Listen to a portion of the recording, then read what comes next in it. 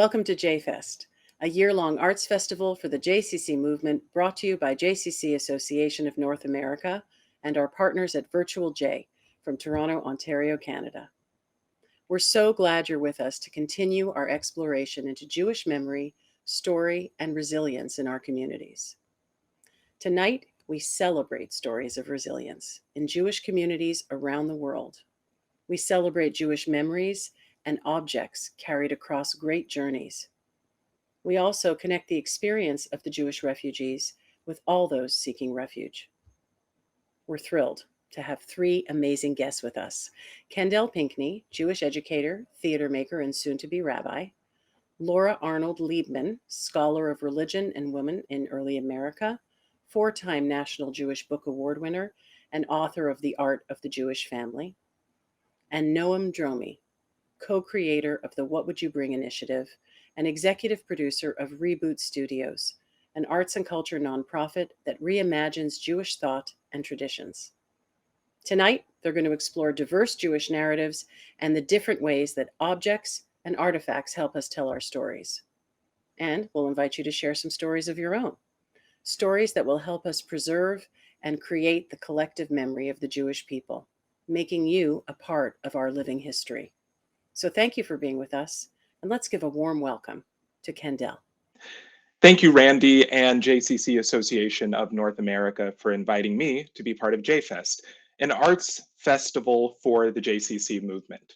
I'm excited to dive into this amazing conversation with my special guests today, each of whom connect to the broader themes of JFest: Jewish storytelling, resilience, and the power of collective memory in their own way through their projects, complete with Jewish and universal themes and values.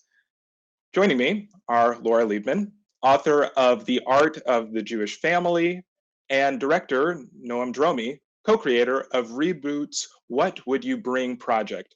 Welcome to both of you. So let's dive right in. This conversation is called Sparking the Jewish Story, the Objects That Define Us. And that feels like an appropriate title, given that each of you with your projects make very intentional use of objects and their stories. Noam, starting with you, you produced and created What Would You Bring with Juliet Simmons. Tell us about the start of the project, how did it come together, and how you all landed on this method of telling these impactful stories through focusing on specific objects. Thank you so much, Kendell. It's great to speak with you. What Would You Bring is a part of the Reboot Studios Fellowship Initiative. And what that entails is that every few years, we invite a cohort of rebooters from around the world to participate in explorations of Jewish identity and creative themes.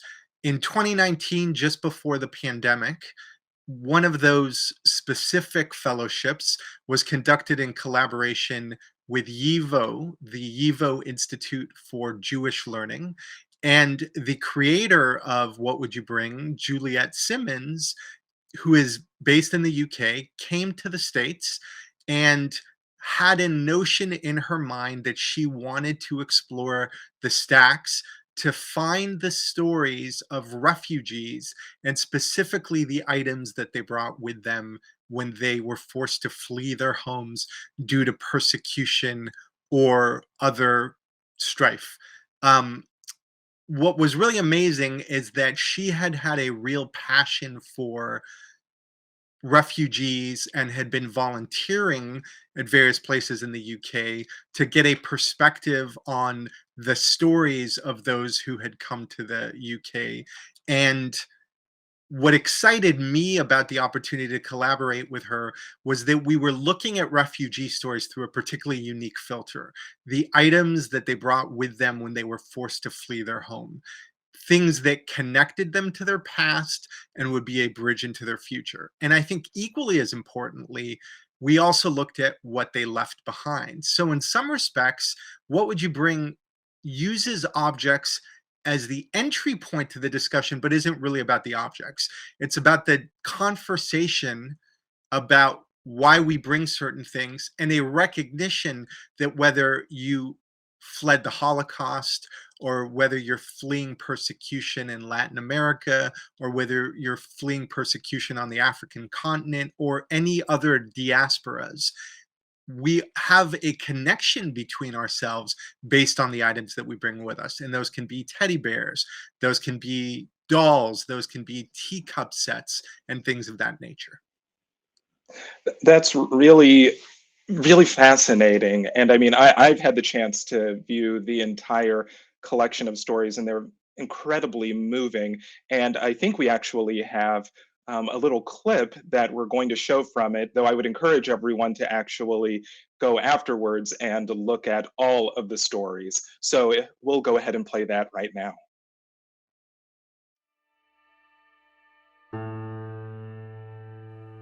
I was born in April 1937 in Budapest, Hungary, into a well-to-do, middle-class Jewish family.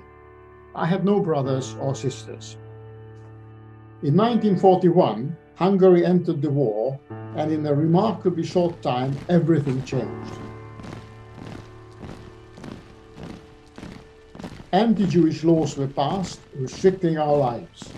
Forced labor camps for Jewish men were set up all over the country, and my father was taken to such a camp.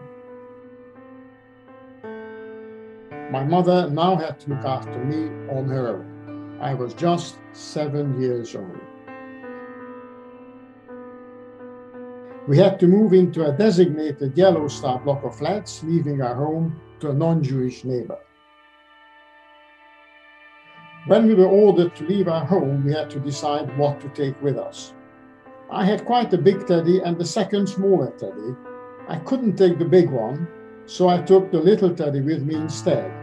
I needed something to remind me of my early life when I was a happy child. That was the only thing that was there at the beginning of my life.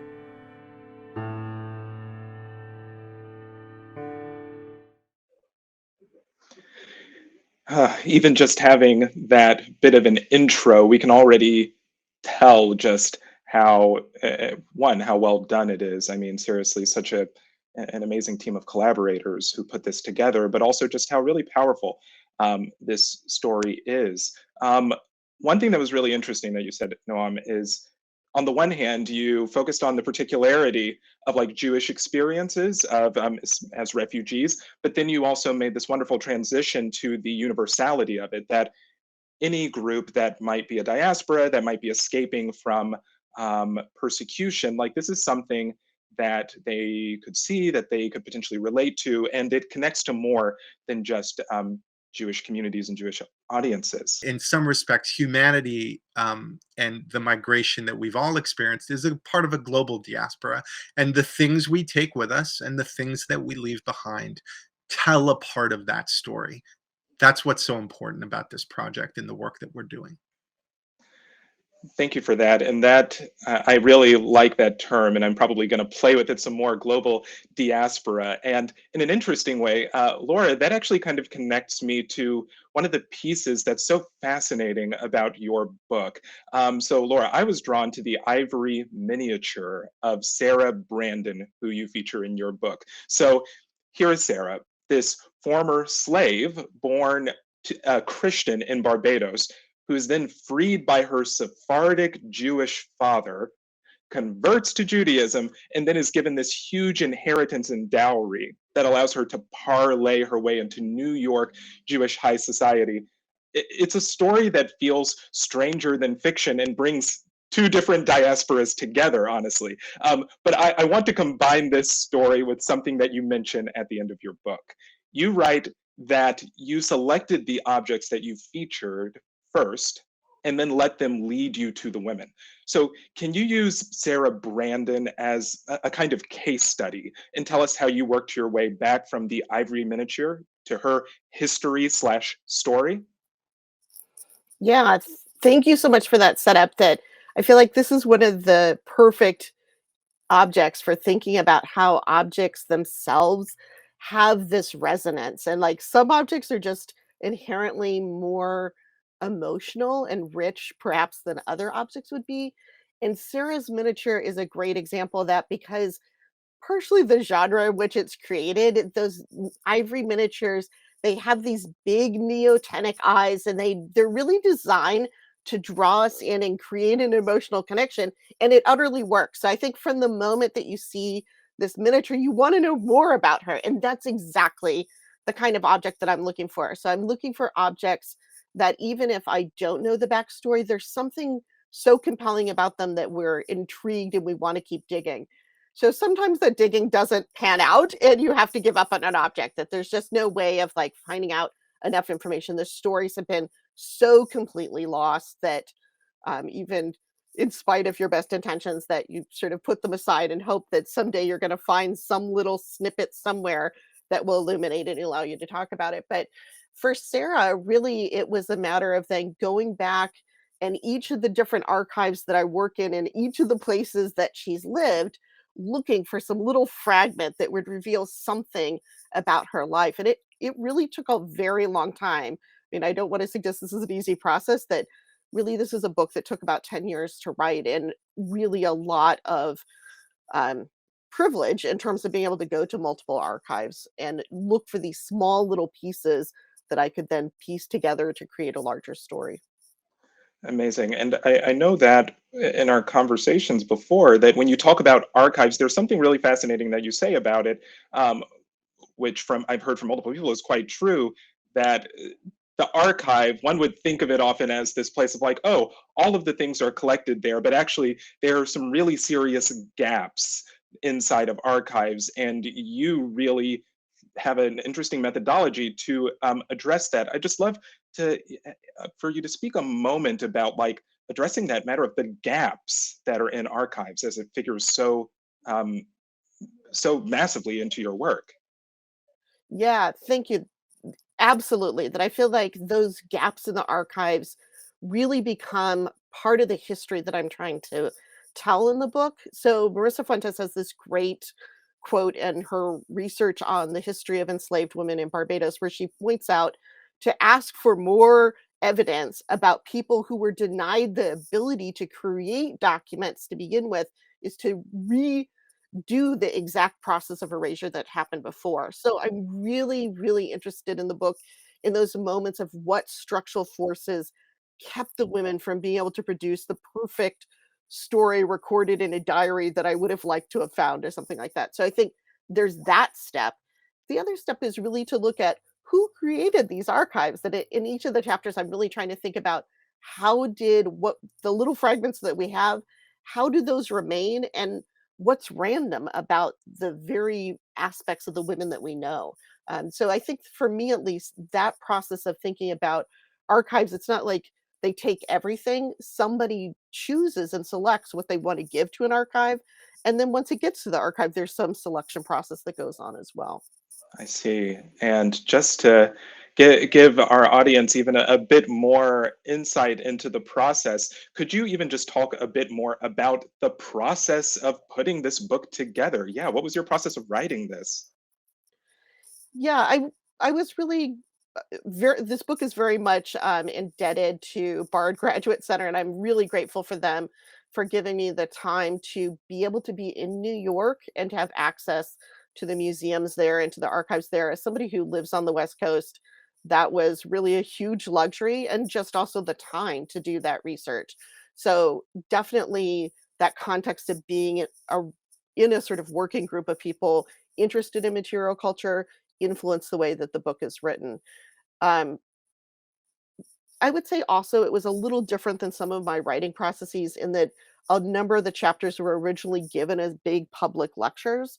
And so I think that comes across in the style of the book, that it's much more interested in talking to people than sometimes academic books are, because it was originally part of these larger conversations. Um, yeah, and so that's what I would say. The other thing that maybe sort of floats out in the background is, as an early Americanist, we sort of assume everybody thinks that people in the time period we study are super boring. So I think that, that's sort of hanging out there. They're like, oh, there's this pressure to explain, like, no, no, the past is really important. And here are the ways in which it's so resonant for what goes on today, that we shouldn't think of the past as something that sort of stays put, but something which is constantly being reassessed and rethought in terms of what we're experiencing today. So, in particular for me, like every time something was happening in the present, I'm thinking about, oh, how does that reshape the way that I think about sources in the past? How do I bring a different experience than people who've looked at this fragment before? How is that influencing the way that I do history? We're definitely going to come back to this a little bit later. One of the things that you said, citing, I believe, another scholar, was this question about archive, story, and erasure. So there are some stories that we just do not have access to. Noam, what would you bring? It seems unambiguously interested in like letting former refugees who are still with us tell their own stories in their own voices, which is really powerful. And I think by doing that, it encourages the viewer to empathize with that story and take action. So one way in which you get at this, getting the audience to actually connect, is through Lisa Brown's Pack Your Suitcase activity. The activity prompts the participants with the following question. Each family has a story. What are the objects that tell yours? Can you tell us about how you and Juliet landed on this idea / activity with the artist Lisa Brown? Absolutely. Lisa is also a member of Reboot, and we were so fortunate to have her creative contribution and complete buy-in into the concept. She herself shares a story about her own family's journeys as refugees from both her mother's and her father's side of the family. Really, I've got to give credit to Juliet for the idea that spurned the suitcase.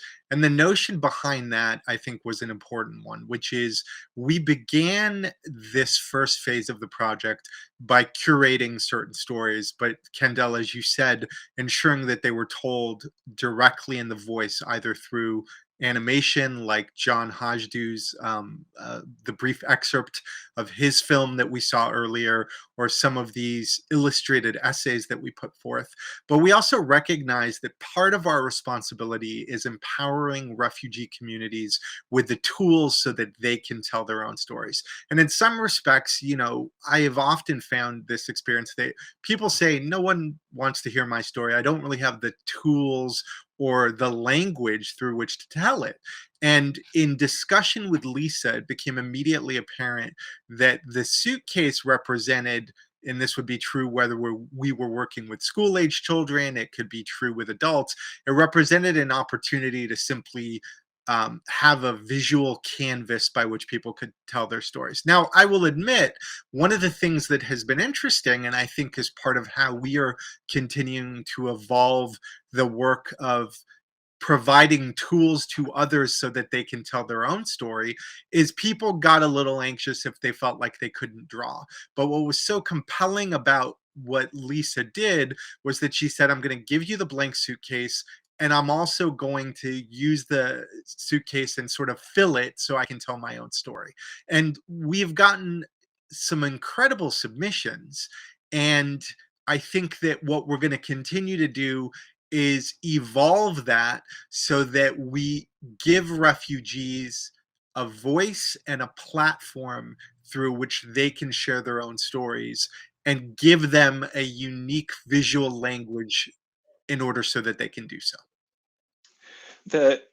I think that there's something really powerful in that statement that you just said. It's like there's sometimes entering in through words can be really great, especially if it's a like first person narrative. But oftentimes when we're reading history, we often have to wait for those little bursts of narrative in the voice of the person who's being covered. You all allow that immediate access through the visual, through the auditory, and it's really, I found myself very moved in going through it. And I think that it really connects to some of the themes of JFest quite well.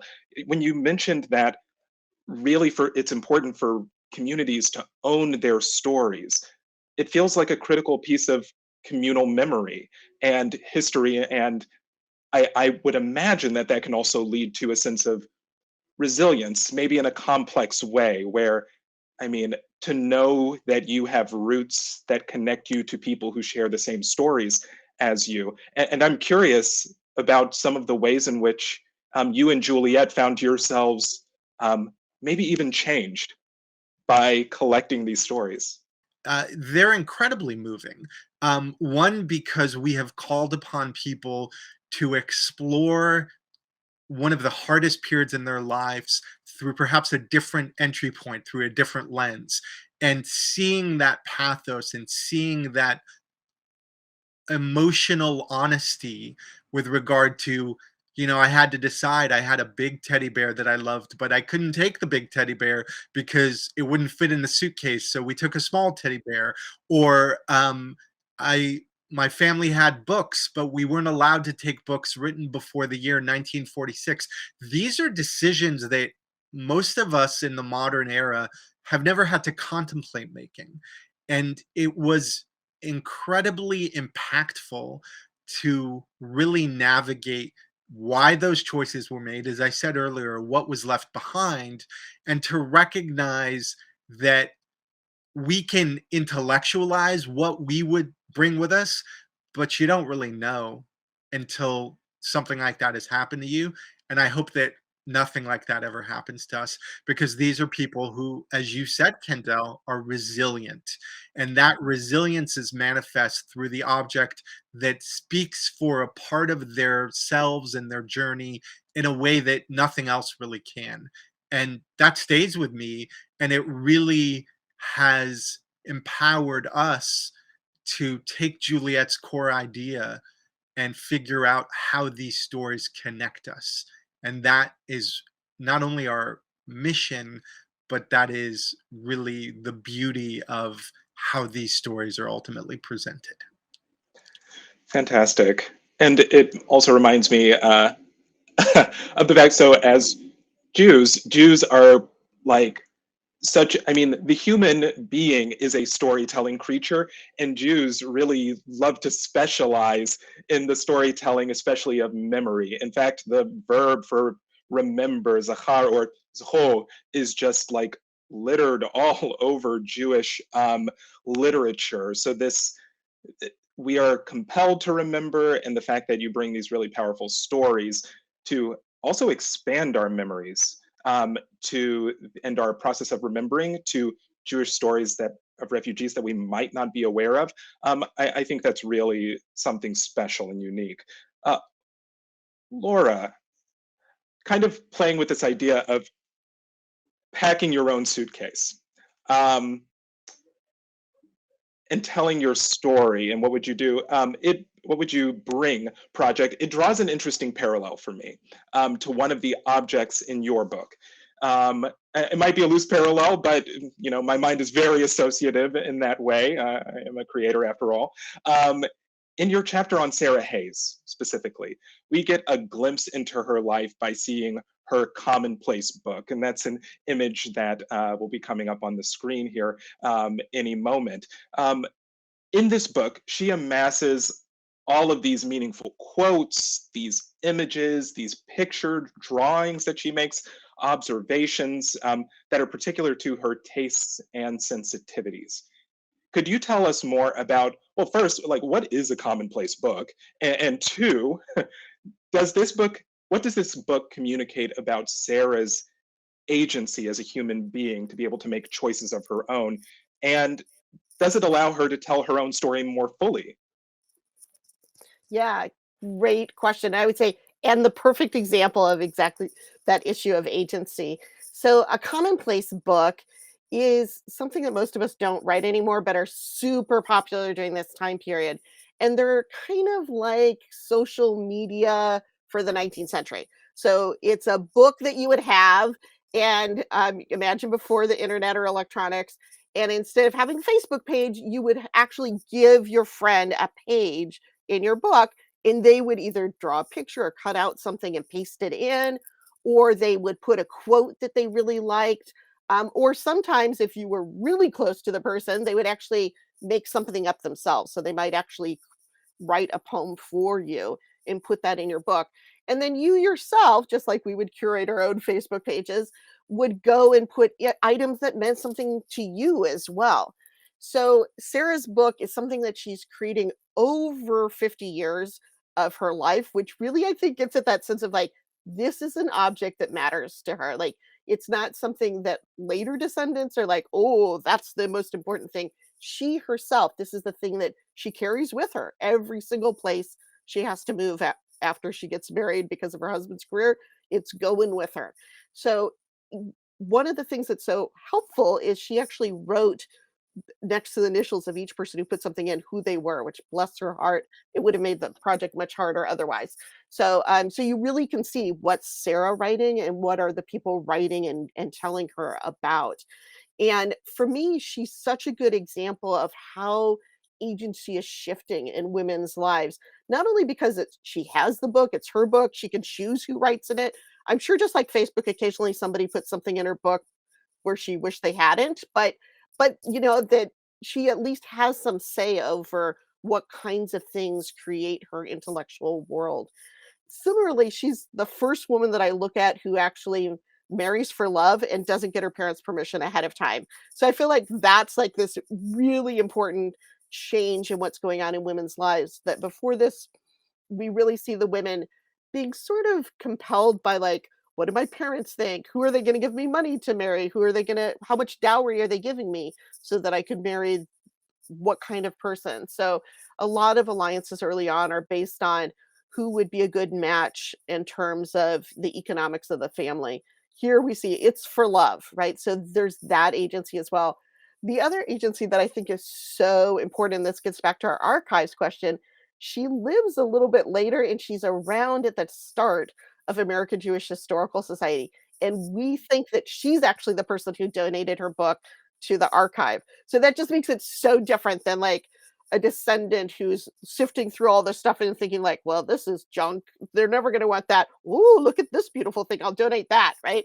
That she actually herself is determined that's the sort of thing that needs to go into the archive. And it's important because we don't have very many of these Jewish women's commonplace books, in spite of the fact that we know it was so important as part of women's lives during this time period. It's really something. I'll be honest, when I saw the pictures that were in the book, the pictures of the like basket of flowers and the beautiful butterfly that's over some writing, I was just thinking to myself, oh my goodness, could everyone back then just like draw better? Was everyone like It is humbling, right? it's really humbling, and it really gives a sense of that, the investment in these books and just how important they were to people. Noam, I was really moved to see the broad representation of Jewish refugee stories presented as part of What Would You Bring? So often when I encounter Jewish stories reflecting on the refugee experience, I only see stories that reflect the very real horrors that European Jews face. So the inclusion of stories from the Ethiopian Jewish and the Persian Jewish perspectives was surprising and a welcome expansion. Could you say a little bit about Avishai and Violet's essays and how they influenced your understanding of this broader Jewish narrative? Absolutely, Kendell, and thank you for that question. What we've done in this first phase of the What Would You Bring project, which coincidentally launched this past June 2021 on World Refugee Day, was tell stories through both the short animated pieces, Aurora Zinder, John Hajdu, and Haiti Argent, as well as illustrated essays, Violet Sassouni and Avishai Mekonnen. As you pointed out, Violet is an Iranian Jew, a Persian Jew, and Avishai came from Ethiopia during the 1980s. I think that what we recognized immediately is that so much of the narrative of the Jewish refugee experience is anchored through the Ashkenormative lens of escaping persecution during the period in and around the Holocaust, we cover the Holocaust itself, the Anschluss, which was the annexation of Austria, and the like. The other stories are incredibly consequential. They recognize that the Jewish diaspora is very broad and more deeper than certainly just Eastern and Western Europe, that the persecution of Jews, their inability to safely practice their faith and live amongst a community that considers them equals, that values their contribution, is something that is a very resonant and universal experience. What's amazing about the story of Jews who had to escape Iran during the revolution, Persian Jews who had to escape, is that we often just think about that in the broader context of people leaving a country, but not about how their faith practice was impacted. I think that the recognition that Ethiopian Jews are an important part of the story that is not really told enough was an important part of the dialogue for us as well. And Kendell, I think that what is central to what we're doing is realizing that, again, what would you bring endeavors to be a platform for the universal stories. What is both important but also ultimately very heartfelt is that the experience of the Jew who escaped persecution from Nazi Germany has parallels to the experience of the Jew who escaped persecution from Iran, from Eritrea, from Ethiopia, from Latin America. And that's central to what we're doing. Over time, certainly we will expand beyond just telling the stories of Jewish refugees. But in this phase, the recognition that we wanted to tell more than just those particular stories that most are accustomed to seeing was central, and Juliet really insisted upon that being a through line of what we were doing this time around. I wanted to actually hop to a little bit of a thought experiment here. So in speaking with you both, I began to frame each of your projects in the following way. Noam and Juliet, your project is very much situated in the here and the now, and it is all about allowing people to tell their own stories as former refugees in the hopes of moving people in the here and now into action. Laura, your book, as a work of history, is about using context and artifacts to fill in the many gaps and silences in the historical record, and specifically the stories around Jewish women from the past. And that is actually why it's important to have both of you at the table, because you're coming at it from different angles, and that allows us to explore these themes of JFest: story, community, resilience, memory, et cetera, et cetera. But the differences in the ways that you've approached it are really fascinating. And so after that long intro, here's kind of the thought experiment. Given your different approaches to sharing stories, I would be curious to ask each of you a question from the other person's method, if that's okay. So let's start with you, Laura. Laura, your book tells the story of 5 American Jewish women by filling in the blanks of the historical record and reclaiming their stories through this rigorous research process. That being said, how can you be sure that you are actually allowing these women to tell their own stories versus you giving them a story? Also, does your work have a call to action?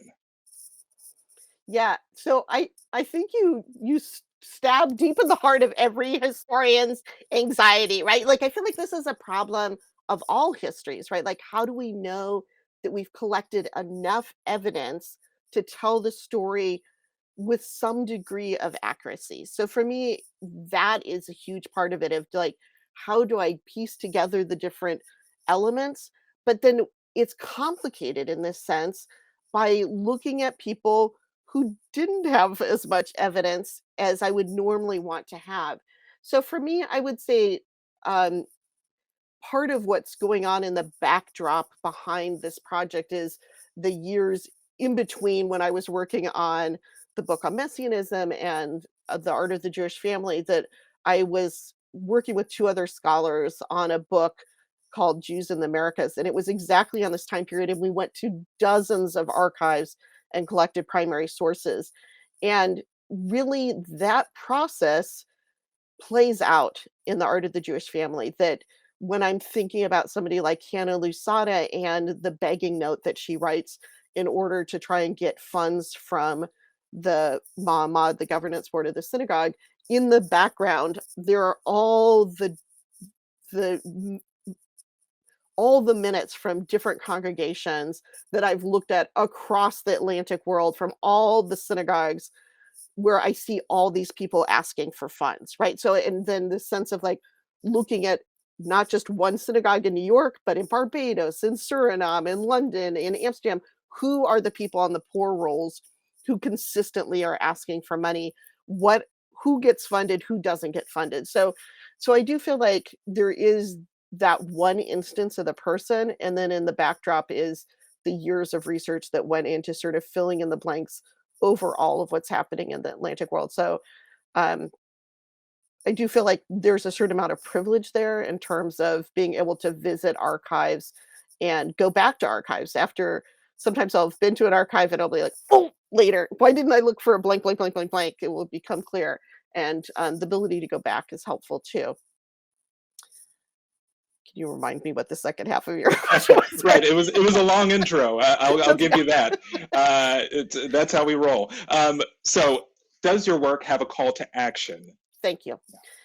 The second half of your question was about, does my work have a call to action?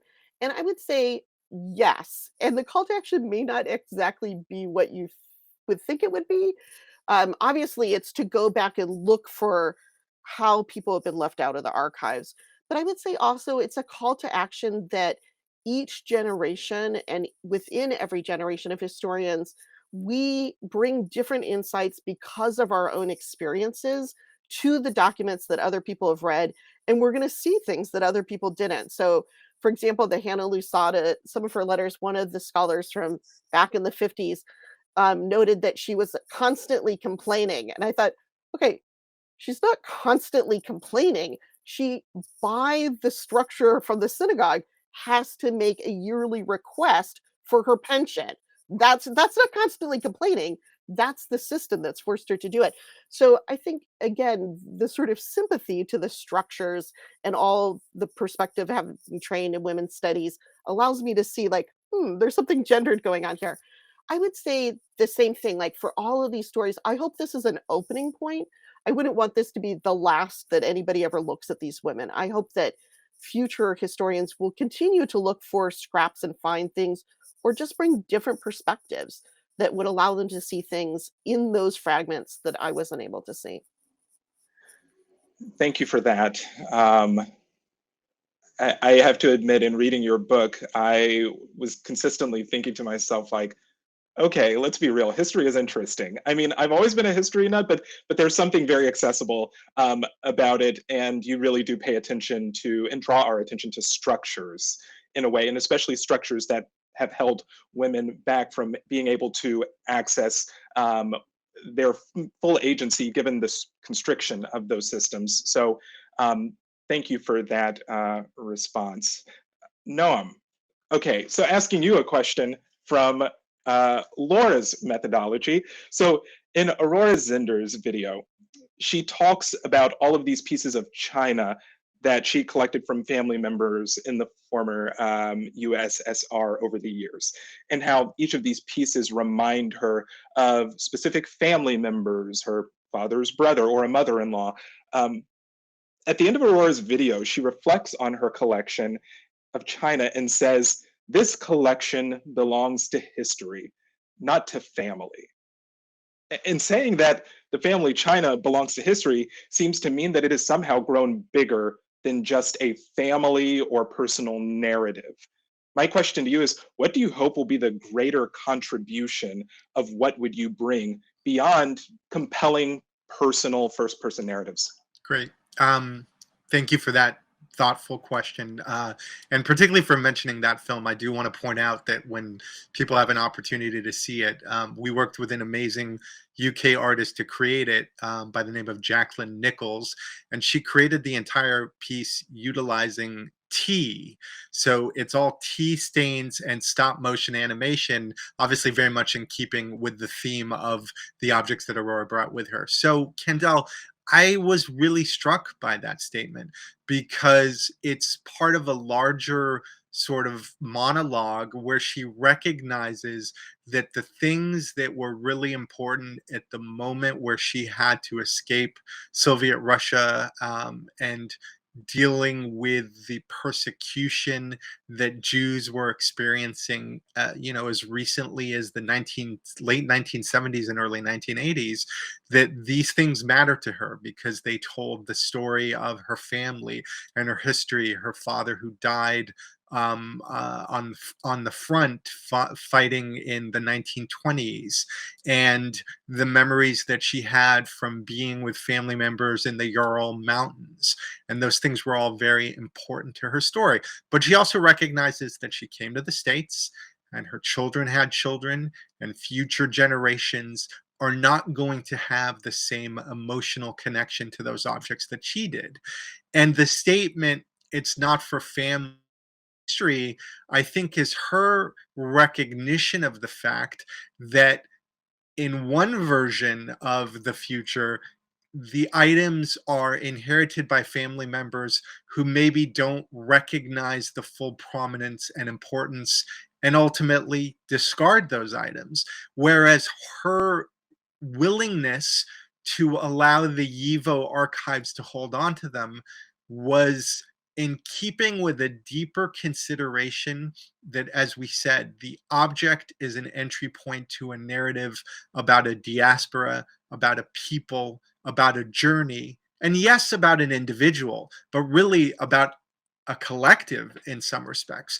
So, our hope ultimately is that these objects are that these refugees are able to tell the story of become, as I've said, and really I think was something that it took us a little while to develop this clarity about, are an indication about the journey of humankind, the challenges that we have faced and hopefully overcome. And I think they'll be far more consequential than these are Aurora's teacups, this is Hades' doll. And that we hope over time that through these artistic representations of these stories, maybe through actual exhibitions that show the objects, let alone other ways in which What Would You Bring is presented as a concept and as various phases of it, that what we'll find is, again, that the objects are bigger than the individuals who brought them. And I think it's worthwhile, like even just taking a moment to look at that wonderful graphic of Violet Sassooni's story, just these beautiful blues and I mean, just vivid colors, but kind of going to that point that you were saying about the specificity of the experience, like looking at, on the one hand, the Jewish star in the center, and then you also see the crescent, which, I mean, granted, I am not the artist, so I won't do too much interpretation of that, but there's so much that points towards a very specific cultural experience that is distinct from the Central European or Eastern European or Northeastern African experience. So let me take a moment to sort of drill down on that because I think you brought up some really important points. So the incredible artist who created the work that everyone is seeing is Sophie Hexheimer. She's a UK-based graphic artist and storyteller, visual storyteller as well.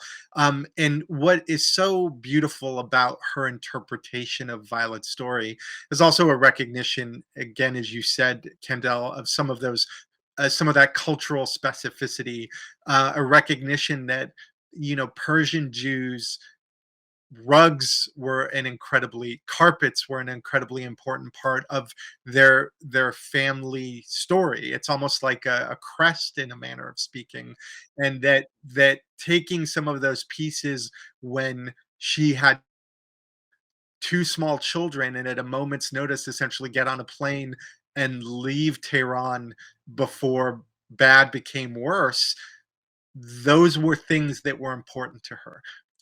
And as we were saying earlier, the story of Sephardic and Mizrahi Jews are simply not ones that we hear enough about. What's fascinating, Laura, in your work is that your work has continued to produce layers and layers as well. So I'd love to hear, as I told you directly, the chapter on Sarah Brandon, I was just like, oh my goodness, when can I get more of this? Well, in fact, I can get more of this. So if you could tell us about your next book, and how you connected to this book, and also why you felt that this story needed more time. Yeah, thank you. So, part of the privilege of having that extra time at Bard Graduate Center was more time for writing. And so, very close on the heels of The Art of the Jewish Family, my new book has just come out, which is called Once We Were Slaves, the extraordinary story of a multiracial Jewish family in early America. And it really takes Sarah's story that we were looking at in the miniature and goes back to her origins in Barbados and travels around the Atlantic world with her, from Barbados to Suriname to London and New York and Philadelphia, over the course of her life, looking at how her life is changing as she moves alongside that of her brother, Isaac Lopez Brandon. So for me, telling that story more slowly and really getting to look into one particular family's journey allowed me to dig down in each of the places that she lived and think about how is their story representative or not representative of other multiracial Jews in those different locations. So for me, there's a way in which it's about them, but it's also about that larger community of people who are often left out of Jewish American history. So I think most of us recognize that the recent surveys have showed how diverse American Jewish communities are, but sometimes that early story gets left out of it. And I do think there's something really important about thinking about the longer history of the diversity of American Judaism. So for me, I think this relates really well to the What Would You Bring project, right? That and what you were talking about of expanding the kinds of stories that get told.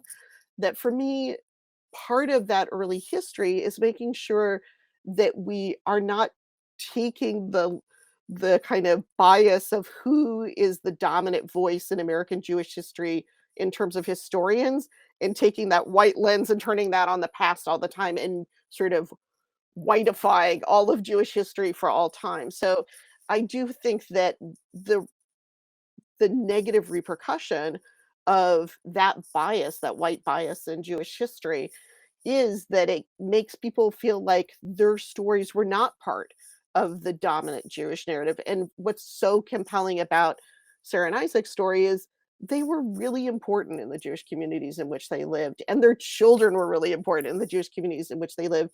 And they're not alone, right? Like they're part of this longer legacy in history. And I hope that that will lead recognition of that will lead people to realize, ah, American Jewish history has always been diverse. This is always, people have always belonged in a variety of forms of Judaism. I think that we have to remember that we're all refugees, and that we are at this really beautiful moment in history where digital technologies and books like Laura's and work like what Juliet has created, that Reboot has partnered with her to bring to the fore, really are focused on different entry points through the story. So they're not done in the same historical context that they've been historically done, which is overwhelmingly white and overwhelmingly curated by not the group of people who actually created the work. That's what's so exciting about what we're doing, and we so appreciate the fact that that the JCC Association is enabling us to share this with the broader community. Absolutely. And I mean, it's so evident, even just from this conversation, and also the way in which this conversation is being brought out into the world, that JFest is very interested in these diversity of stories that recognize the full extent, the full diversity, the full spectrum of Jewish experiences. There's so much that we could discuss. We could go on for hours, but we must bring things to a close for today. So thank you to Noam and to Juliet, and thank you to Laura. What a wonderful way for us to begin to think about and elevate our collective memory, identify stories in service of history and our communities, both of the past, the present, and for the future. So, and now, everyone out there watching, we want to hear from you. Is there something that you have carried, something in your family that has come with you through time and place? Consider sharing that story with us. Is there an artifact in your home that carries a special meaning?